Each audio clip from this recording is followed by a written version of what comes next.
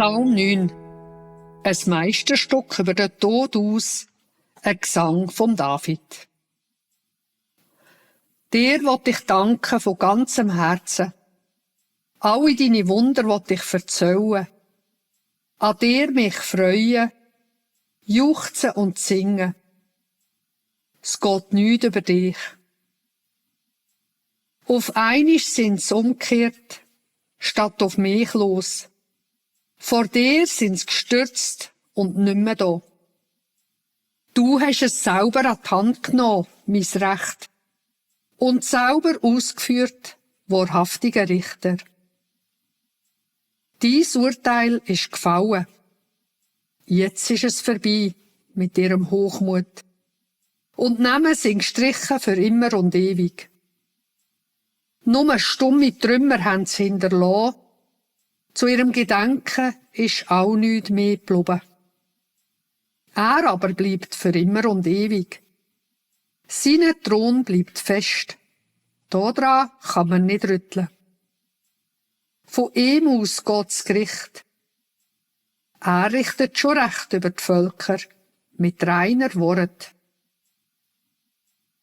Die Unterdrückten haben jetzt eine Burg, eine Zuflucht bei ihm in der Not. Bei dir ist man sicher, wenn man dich kennt. Und wer dich sucht, lässt du nicht im Stich. Jetzt musiziere ich dort auf dem Berg für ihn, auf dem Zion, Jerusalem, und singe in die Welt, was er an uns hat gemacht. Unschuldiges Blut lässt er nicht ungestraft und einfach so vergiessen.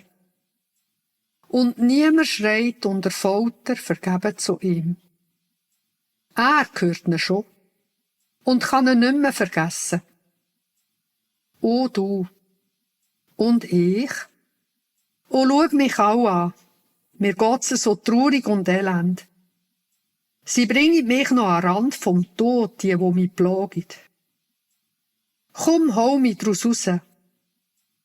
Ich möchte wieder singen und wett erzählen, wie du einem hilfst aus dem Tod und Elend. Eine Grube haben sie gegraben, sind selber reingeflogen. Ein Netz haben sie gespannt, sich selber drin gefangen. Er hat uns gezeigt, wie es zugeht im Gericht. Gott vergessni, vergesset nur eins, dass sie die eigenen Fallen nie trampeln und dann im Sterben vergessen werden, weil sie das Wichtigste eben vergessen haben. Ein Armer ist aber nie vergessen. Ein Elender kommt nicht um die Hoffnung, weil er für ihn hofft und ihn nie mehr vergisst. O du, stand auf und greif ein, dass kein Mensch mehr das Opfer muss sein von einem Mensch hier auf der Erde.